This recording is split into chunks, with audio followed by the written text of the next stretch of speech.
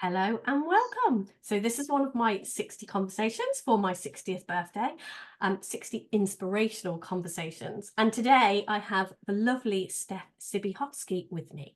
I'm very, very glad that I only have to say his name because I had no clue. It's got all sorts of letters in it that have no business being in a word like that. But I have had the pleasure and the delight of meeting Stef in person. He was a speaker at a couple of our early conferences, so I know how beautifully he speaks, how beautifully he shares, and it's been such a pleasure just catching up with him. I've had a quick catch up before this, and I'm really excited to have this conversation so that you can listen in. So Stef, do you want to tell us a little bit about who you are, and let's see what inspiration we can bring today? Debs, I have to say, you're one of the very few people in the world that get my name so right. It was beautiful. It sounds like you've been practicing. Once I worked out how when you first sent it to us on a piece of paper, I'm like, he's called what now? Yeah. And how do you say this? I think you taught me and Beck one day in our back garden. You said it a few times, and yeah, it rolls off the tongue now. So You remembered. It's amazing. It's amazing. Absolutely. Okay, so who am I? That's a really good question, isn't it? So this Make something up. Yeah, I'll make something up. Yeah. So I guess I am a coach and a teacher of the three principles. I've been doing this work for around 10 years now, probably a bit longer than that. And I've been amazingly lucky. I have to pinch myself every now and again because I kind of get to travel quite a lot and I get to meet so many amazing, inspirational people like you. And it's a kind of fairy tale kind of life. It's beautiful. So yeah, I just love this conversation and I love the opportunity to be able to see what's fresh and new for all of us, and my favorite thing to do. Mine too. So talking about fresh and new, I know that you are not long back from an amazing listening conference. I would love you to tell us a little bit about what you see around listening and the important part that plays in having a peaceful, nice life. What would you say is important around listening? To have a whole massive, huge conference around it. It firstly, the World Summit, World Listening Summit, it was literally people from all over the world. There were people talking about listening in business. There were people talking about listening in schools. There were people talking about listening in relationships, in every aspect of life. And I think that listening is one of those things that I always thought I was good at. I always think I used to be, I've been on so many courses and things to tell me how to, listen in business and listen in sales and listen for the buying signals and listen for what people are looking to do and then help them do it. And I think that a lot of us tend to have a very surface level understanding of what listening actually is. So for me,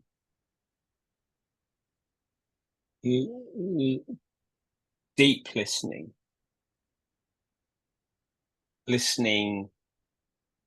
beneath the surface of a conversation with somebody or to yourself it's a state of consciousness. It's a portal to your deeper self and a portal to a deeper connection with people. We get to listen to our soul and other people's soul. And I think for me, that has changed my life. You know, that has helped me to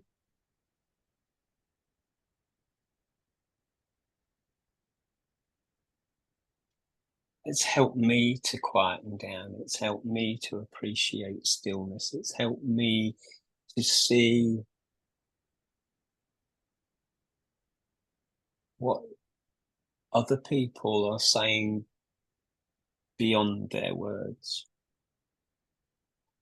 And I don't think there is a bigger gift we can give people than to listen deeply without an agenda, without judgment.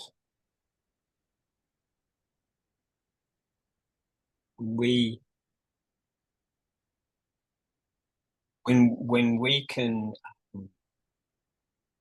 go beyond our own mental processes, our own thought system, and empty out to the point where there's no us there, and we don't know anything, then a gateway opens up to so much more than we could have imagined in terms of connection, relationship, in terms of creation, in terms of wisdom, in terms of ideas. I once heard Michael Neal say something like, when we listen deeply to somebody, it makes them smarter. I like that. Yeah. I like that. I like that. So what does listening mean to you, Debs?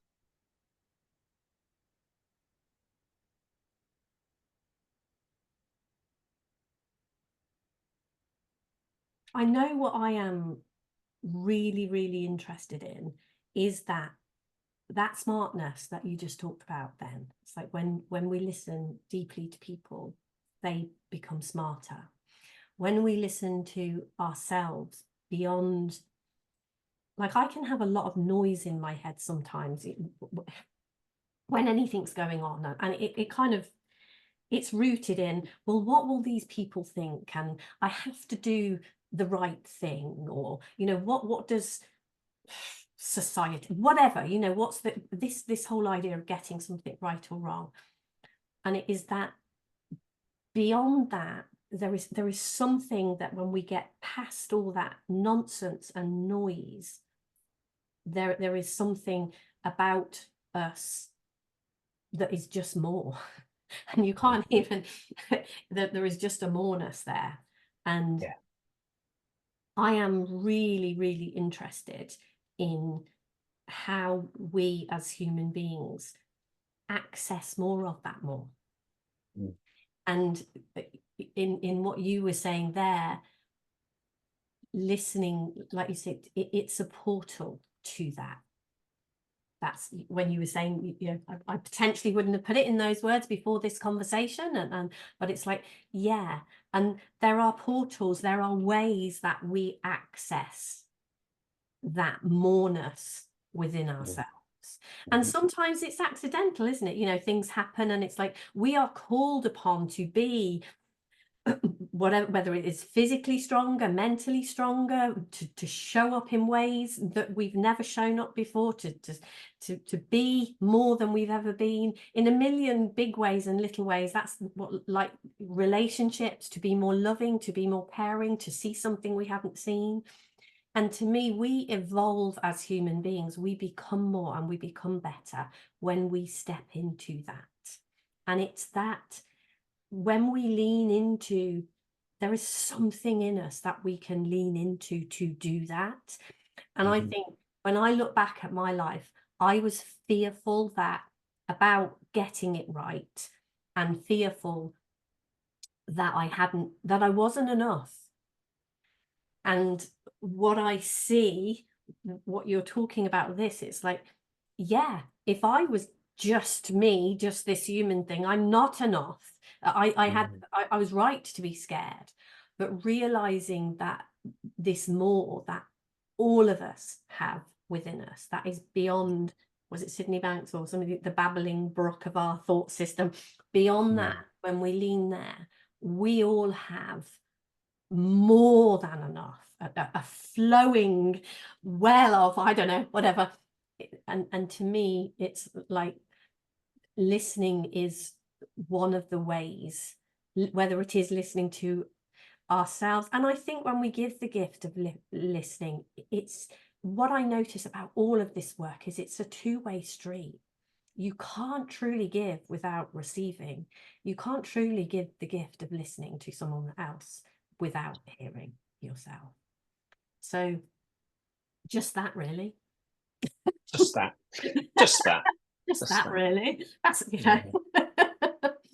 Yeah, that's, yeah. That's beautiful. So I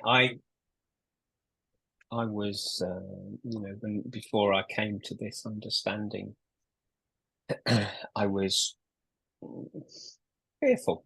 You know, I had this idea of myself as not being good enough and afraid to have conversations with people because I thought they would judge me and I would somehow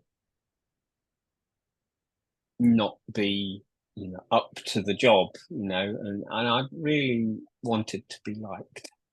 I wanted to connect with That people. old chestnut. So much, yeah.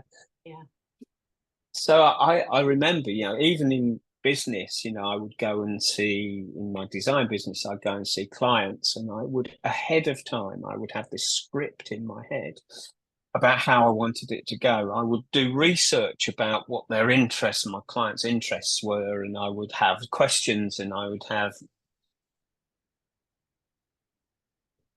jokes and things ready, because I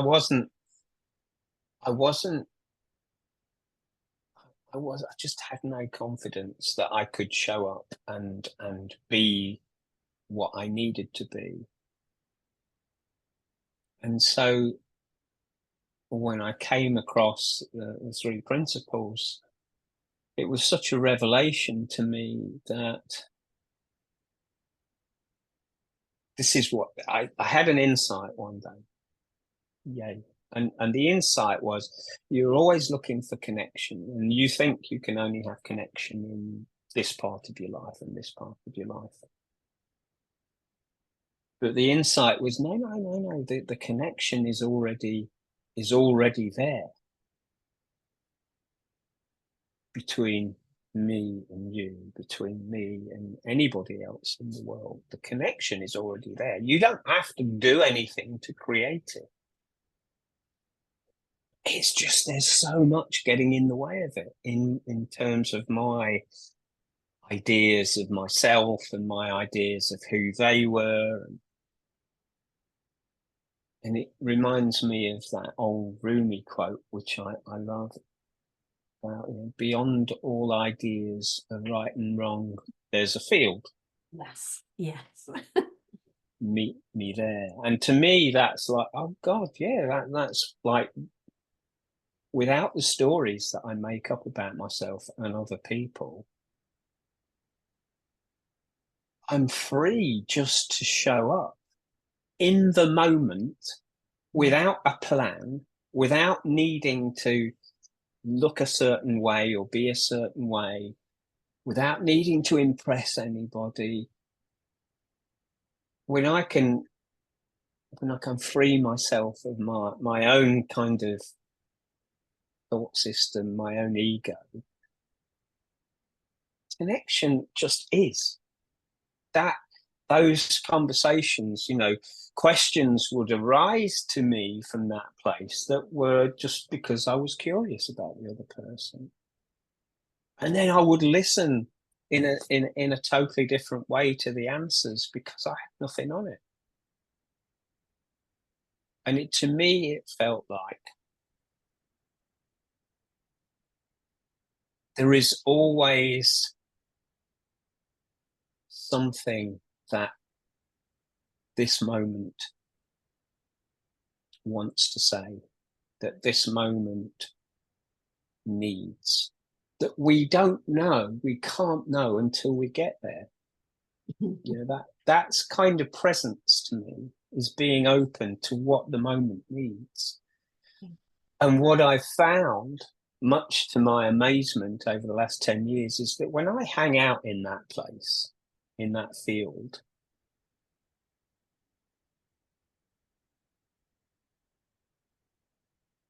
really cool stuff happens. I'll kind of ask questions and think, "Whoa, where did that come from?" And people will say something, and I'm seeing so much more than I thought was possible to see because I hadn't pre-planned it.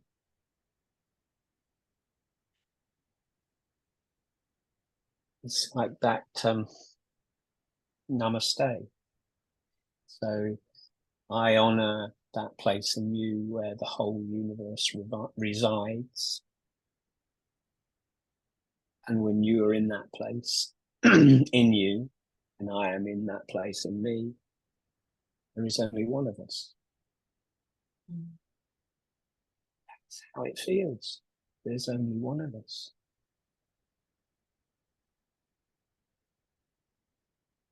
And there is something so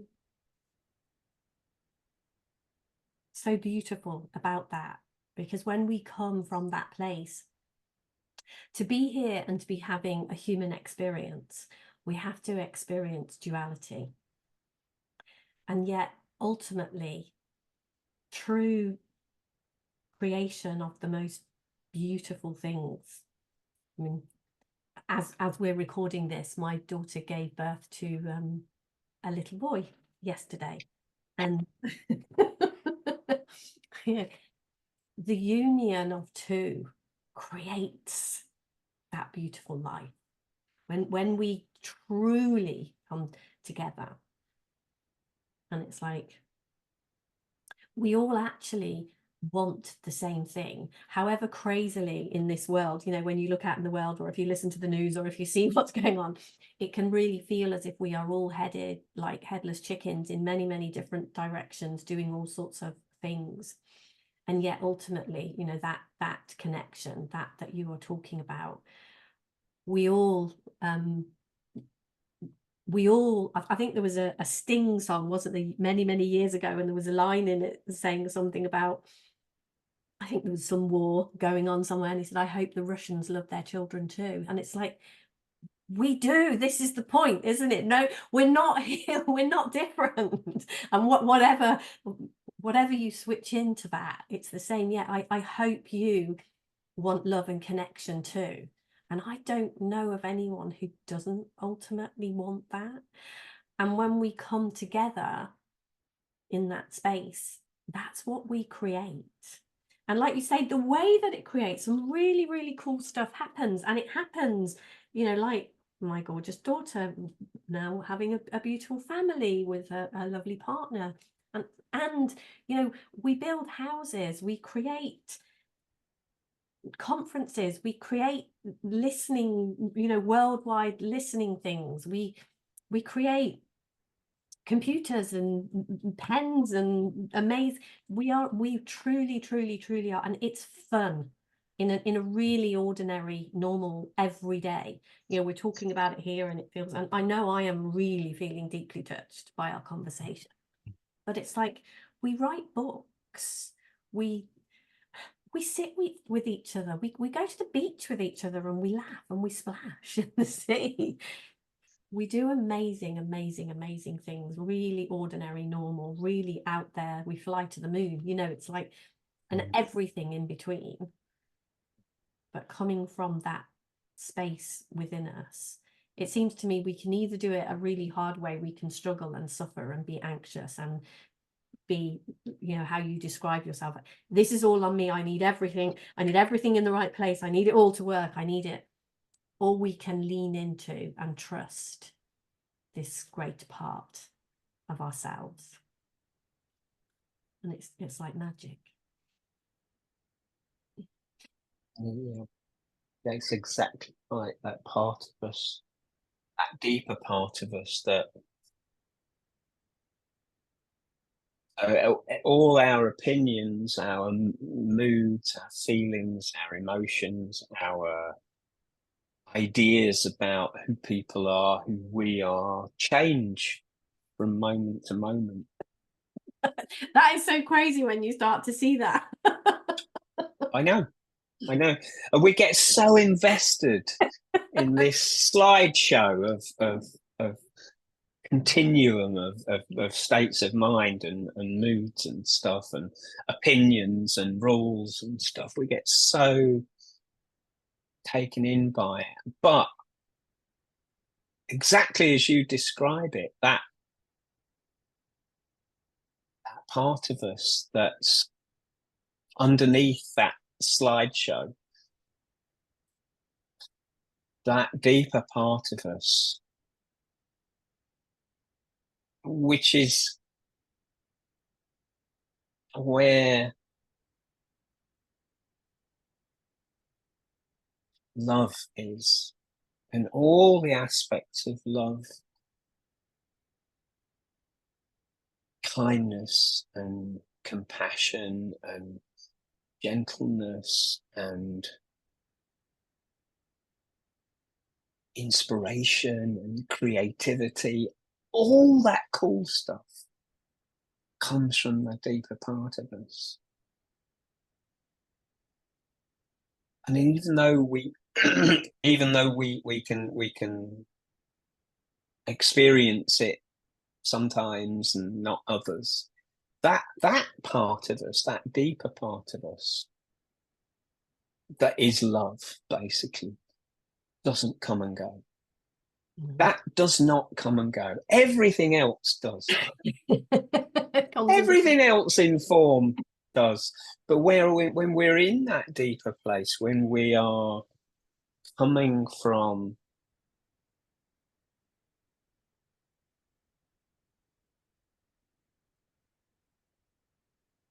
a quieter mind, when we are listening deeply without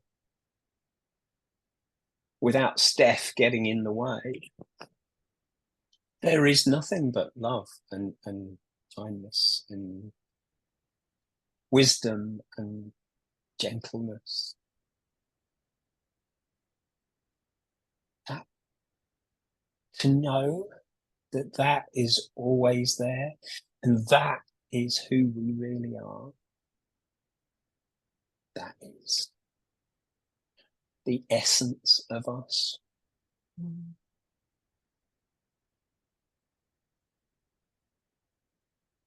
Honestly, I do not think there is a bigger gift that we can give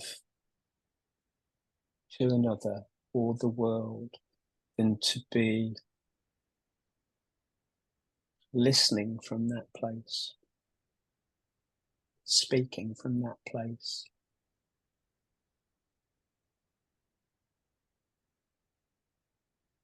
be grateful from that place.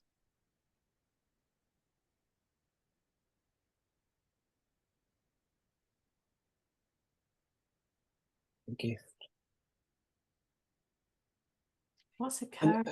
Sorry, go on. No, well, I was going to say, and other people don't have to understand. No. They don't have to know, you know, what's actually happening, because they just feel it on a deeper level, don't they? Yes. They can feel when they're not being judged, and they can feel when you know, you don't have an agenda. Mm. They can feel when they're being seen and heard and acknowledged. That is such a gift to give people. Yeah. It really is. And what was occurring to me when you were speaking and when you were talking about that is, we have known this as human beings forever. You know, this isn't new. You know, we can sit and we all nod, you know, when we have that. And everything we do in some way or another is because we want to touch that within ourselves. We want to feel that. You know, why do we want to help other people? Why do we want to build great things? Why do we want to do? Because we want that feeling. We want that connection with ourselves. We want to know that. And what's really occurring to me from what I have witnessed through being brought up in a religious community and watching my own behavior and human beings, and what is really interesting to me at the moment is what I can see, certainly in my younger days, watching in the religious community, somehow or other we had that bit on some kind of pedestal, as if it is something. Like when we call it God, we tend to put God out here and look as if it's something here. And whether it is a religious thing and a God thing, but whatever it is, it's like, yeah, that exists, but it's greater than us. It's over here. It's something I have to get from someone else, or through approval, or through hard work, because it's not me. And it seems that we have been trying. So it's like there's two compartments. It's like there's this beautiful thing. So we can sit round in gorgeous spiritual circles or whatever, go to these things and feel this connection. And then there's life. And there's this, you know, that this happened. And I can, it's just this compartment thing that's going on. And what I am really feeling, the shift that seems to be happening worldwide, it's kind of like, no, this is mainstream.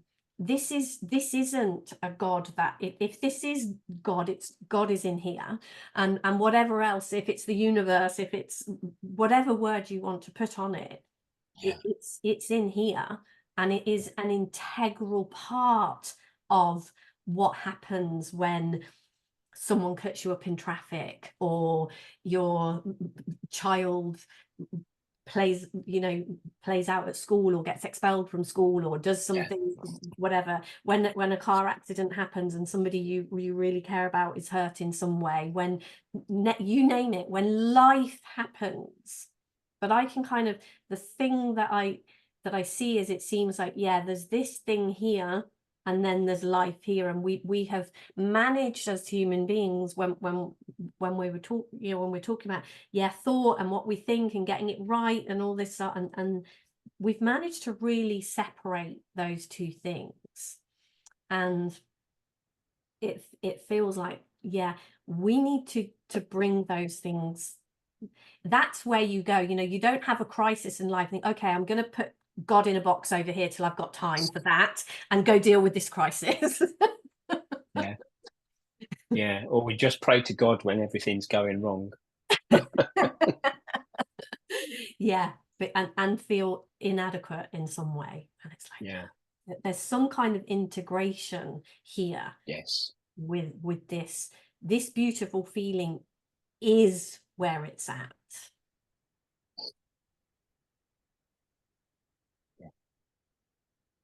You just reminded me, actually.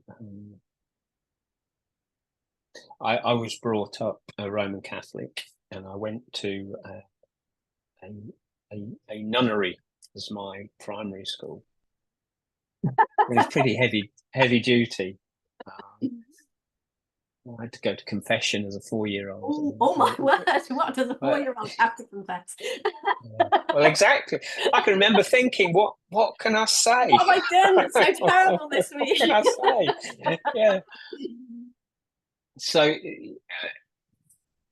my dad was, as being Polish, was very, very, very religious. My mum wasn't. She wasn't anti-religious, but she kind of had her own views. And it's so interesting. I remember going to church one day with my dad, because my mum didn't go.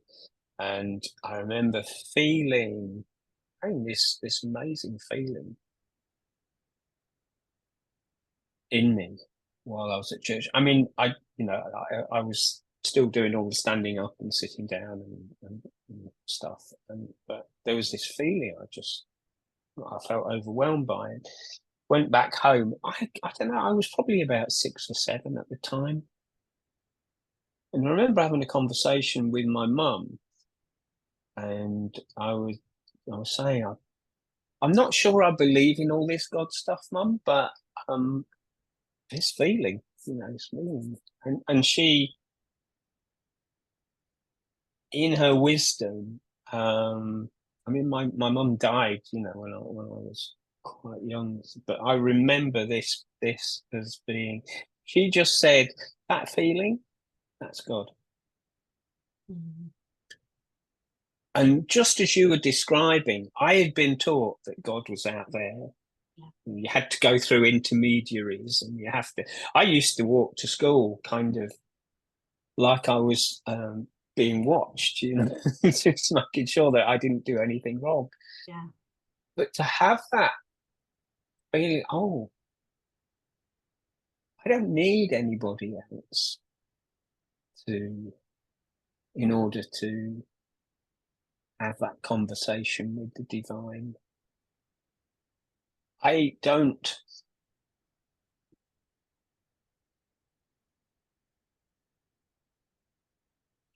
need to feel like a sinner, because God is a part of me.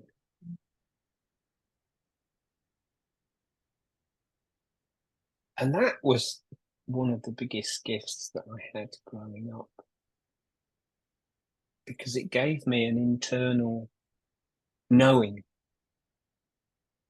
and a compass that I could follow for everything that I did after that. And that is why this conversation for me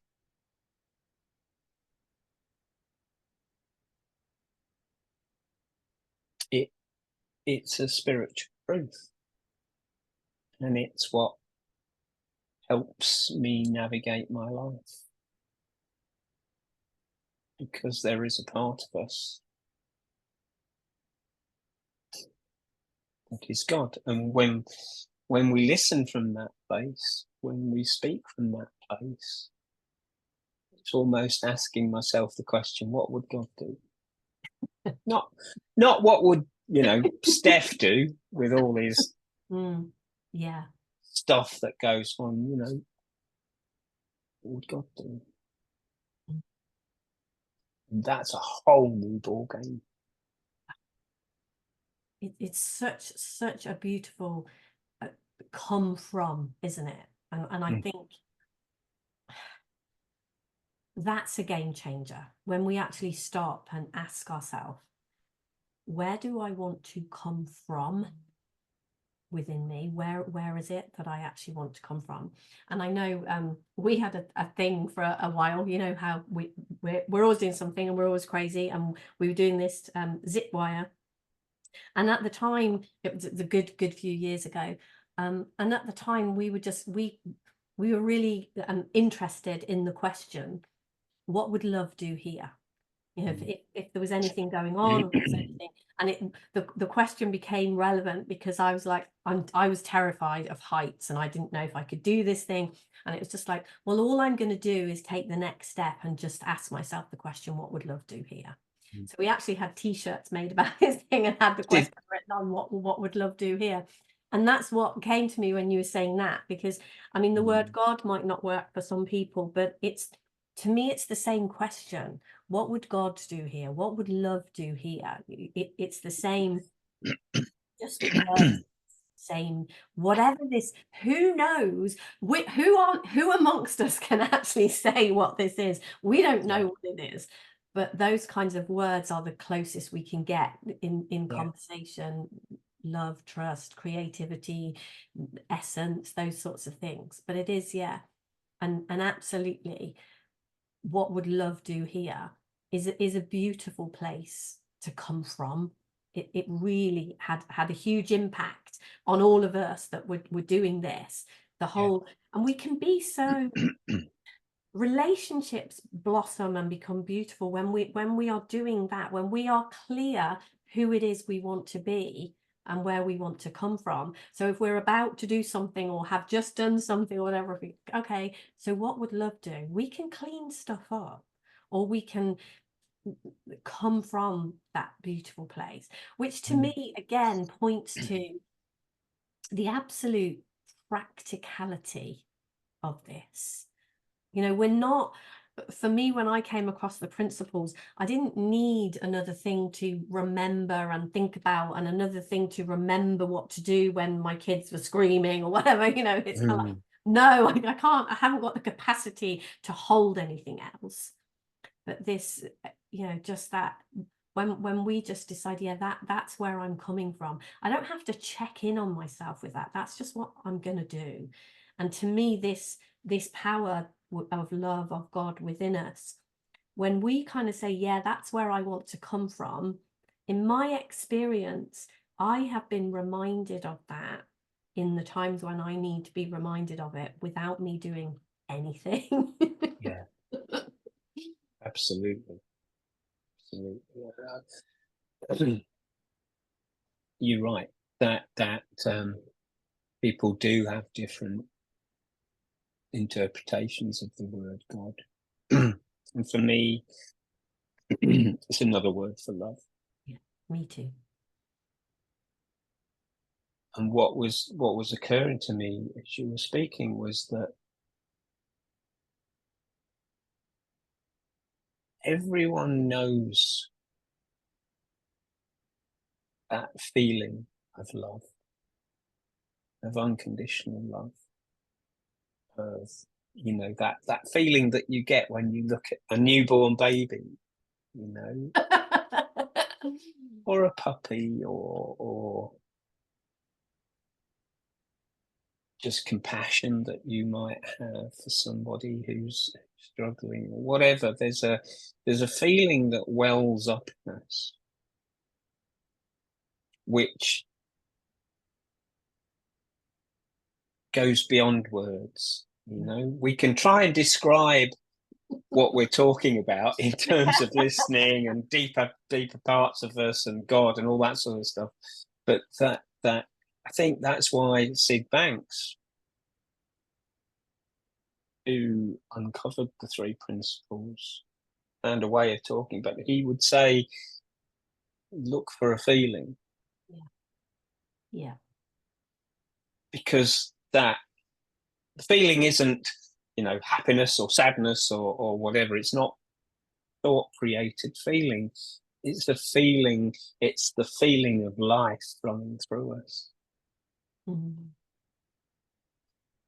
And everybody knows that feeling of love. So I think words often fail me,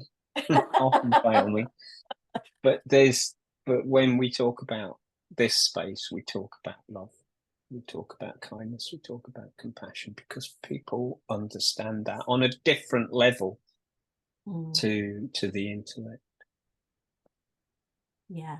And Sydney Banks also said that wisdom is in a good feeling, and it's the same thing. He's pointing to the nonsense chatter that goes on in our head. It is what it is, and it's great. And as I said, I love being human, and it's fun. It's great being Deb. It's great playing at being Deb. But yeah, wisdom is in life. You can see that, you can see when a new baby is born, you can see it's amazing the things that they just do. They're in one sense helpless new babies, and yet the impulses that they have, the stuff that is built into them, when you lift them up when they're tiny, their legs kind of do this as if they're walking and stuff, and they suckle so hard that you can practically, if you put your finger in your mouth, you can practically they have such a life force, they have such wisdom already built into the system that they are. And this, what you're pointing to here is we can access that through this feeling of life that comes through us. And it is almost like, in those times when we feel low or we feel down, or we things aren't going right or whatever, we're not in a great place, we're anxious or whatever, and then there is a spark of something. And wisdom can be, go make yourself a cup of tea. It doesn't have to be rocket science. No, but it comes, in those moments. And I know, there have been times when life has looked really black, and it, as if there is no hope, as if I'm always going to feel bad or do the wrong thing or whatever it is. And then that spark, and it might be, go make yourself a cup of tea, give yourself a break. And it's like, wow, yeah, that is life's wisdom showing up in us. And we can know that, we can rely on that, we can lean into that for everything.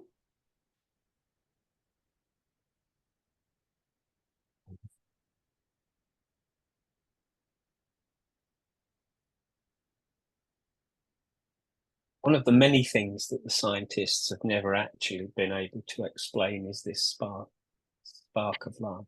Yeah.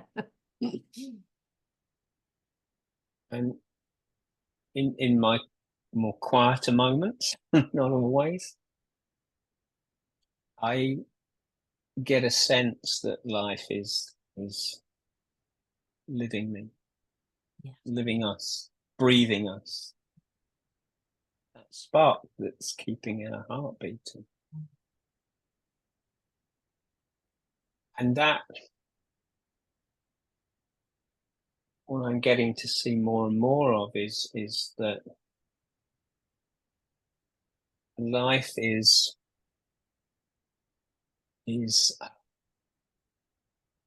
pointing me in directions that you were saying in wisdom.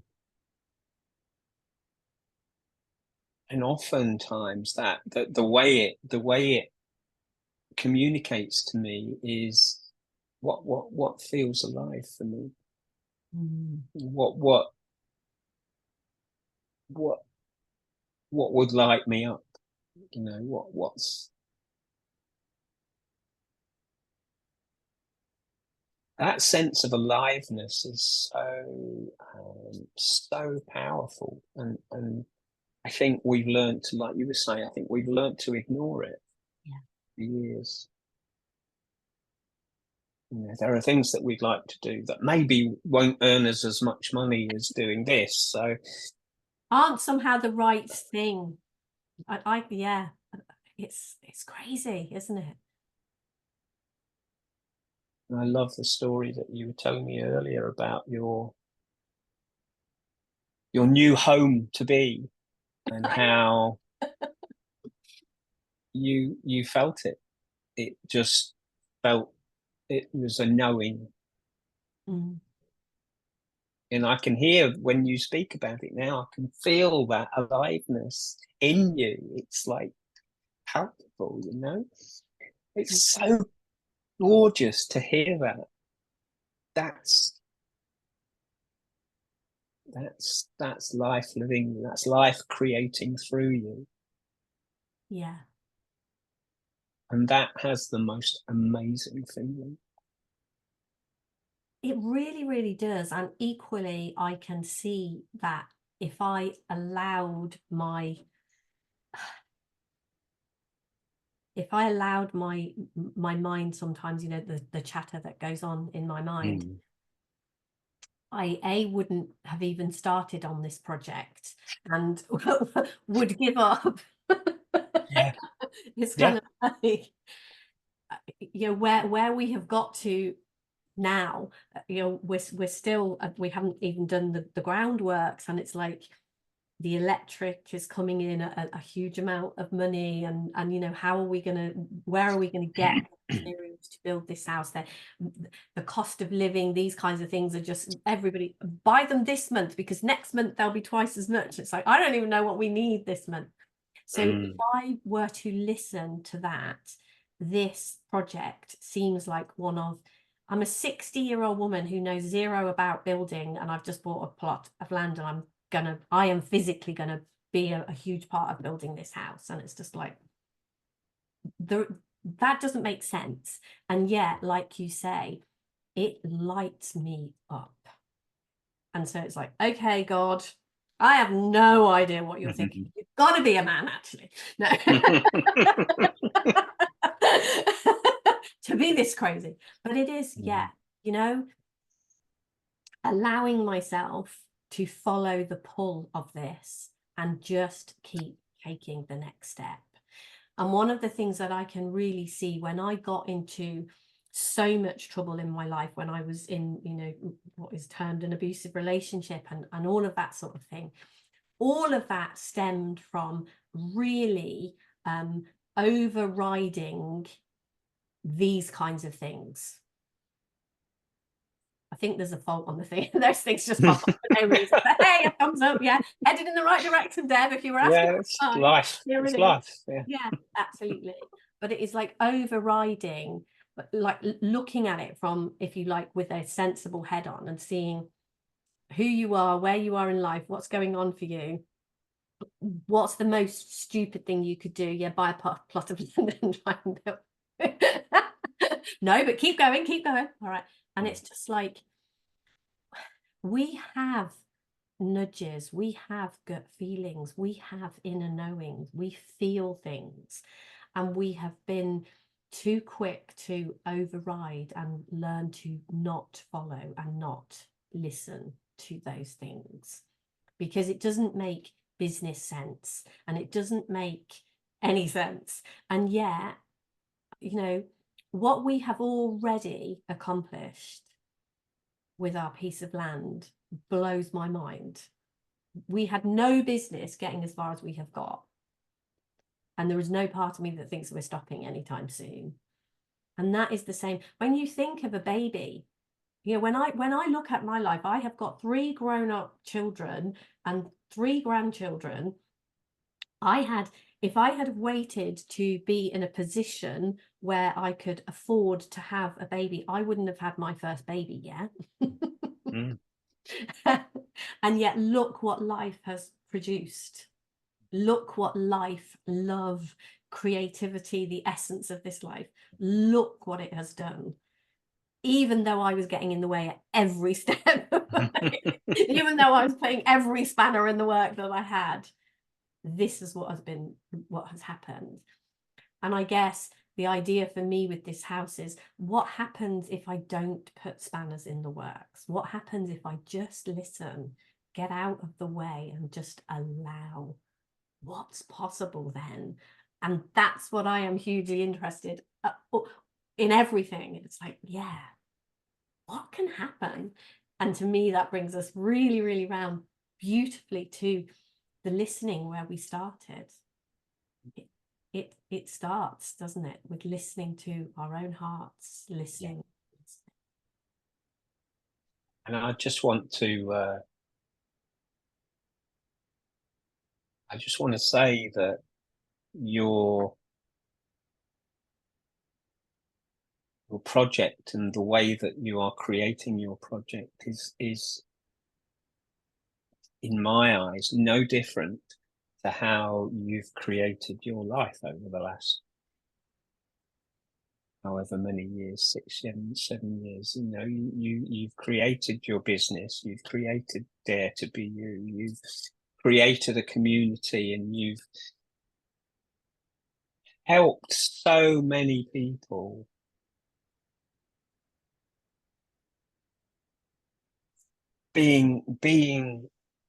Creating from that place, from having no fear, or at least not paying attention to it. And that, I'm in awe of you. I'm in awe of you. Thank you. I really, really appreciate that. Thank you. Because trust me, I don't have no fear. But thank you. That means a lot from you. I really, really appreciate that. And thank you for the parts that you have played, how you showed up in those early days when I had that crazy idea to do a conference, and again, had no business doing anything like that. And yet, what we created, the group of us that did that, we created something truly, truly beautiful. We made a difference. Absolutely. Yeah, you made a difference, and you continue to make a huge difference, Deb. And so do you. So thank you. And thank you for being here today and this beautiful conversation. I have really, really enjoyed it. Me too. If people want to know more about you and what you're up to and what have you, where can they get in contact with you? Where would be a good place to do that? Well, the best place to look would probably be my website, which is yourunlimitedpotential.co.uk. I will make sure that is in the show notes for this. And once again, thank you so much for being here for this truly inspirational conversation. It has been such a pleasure catching up with you, and it's been way too long. We need to get together. We do definitely. We need to do something. Thank you so much. Thank you for being here. The pleasure is mine. Absolutely. Thank you. Thank you.